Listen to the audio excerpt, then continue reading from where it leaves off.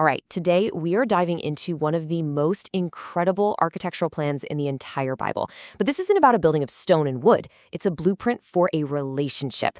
We're in Exodus chapters 24 through 31, where God lays out this super detailed plan to solve what honestly seems like a completely impossible problem. And this is the question at the heart of it all. I mean, think about it.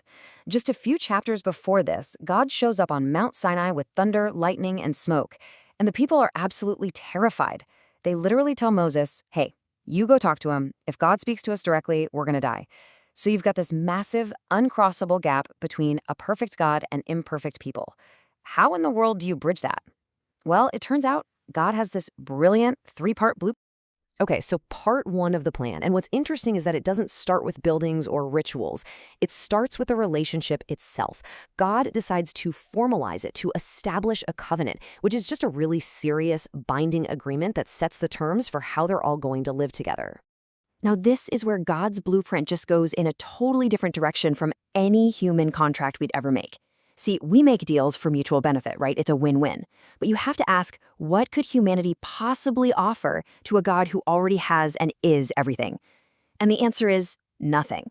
This is not a negotiation between equals. This is an act of pure grace, started entirely by God, who has everything, binding himself to a people who frankly have nothing to bring to the table.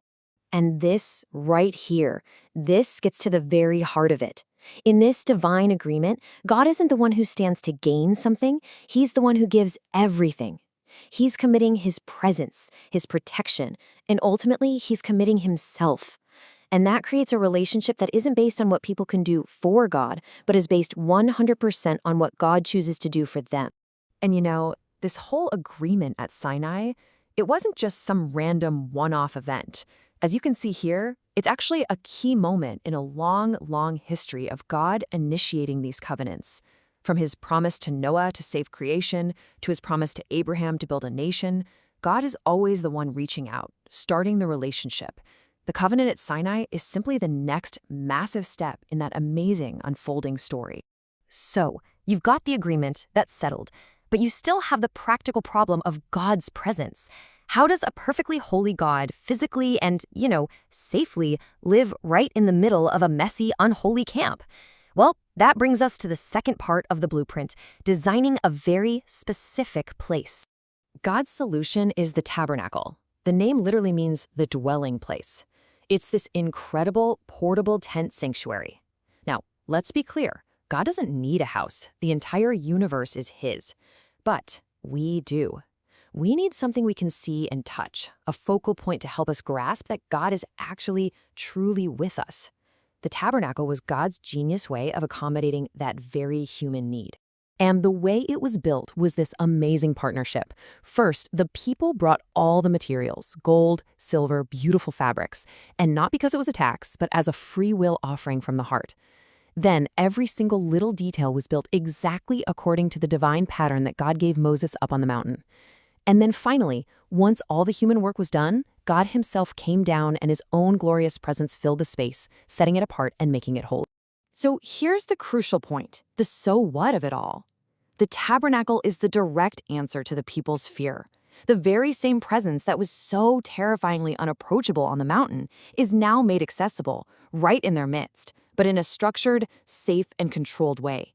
It creates this sacred environment where the divine and the human can finally meet. Okay, so we have the agreement and we have the place. But who can actually walk into this holy space? Who can serve there? This leads to the final, critical part of God's blueprint, appointing specific people to act as mediators. Now, before we even get to who these mediators are, we have to understand this absolutely fundamental principle that Exodus makes crystal clear. Holiness, that quality you need to stand in God's presence, is not something you can earn. It's not something you can achieve through your own effort. Instead, holiness is bestowed. It's given, you see? Just like God's glory came down and made the tabernacle holy, his presence and his choice are what make the priests holy. It's a gift. It's a status that God gives, not a reward for being morally better than everyone else. And let me tell you, that is a complete game changer. This whole idea is just perfectly symbolized by the priestly garments. God commands these stunning, incredibly elaborate clothes to be made for Aaron and his sons for glory and for beauty. When they put on these garments, they were symbolically being clothed in a new, holy status, a status given to them by God that enabled them to stand in his presence for the sake of all the people. So there you have it, an agreement, a place, and mediators. These three parts created the blueprint for this seemingly impossible relationship. But here's the thing, the story doesn't end in the desert. This entire intricate plan was a pattern, a foreshadowing of something even bigger and even more profound. And here is how that ancient blueprint maps onto a much greater reality. The covenant that was sealed with animal sacrifices, it points forward to the new covenant in Christ. The tabernacle, that physical place where God's presence dwelt, it points to Jesus, who is called Emmanuel, which means God with us. And the human high priest, he points to Jesus, our ultimate great high priest. The entire system was like a shadow pointing to the real thing that was coming. So all of this leads us to one last question.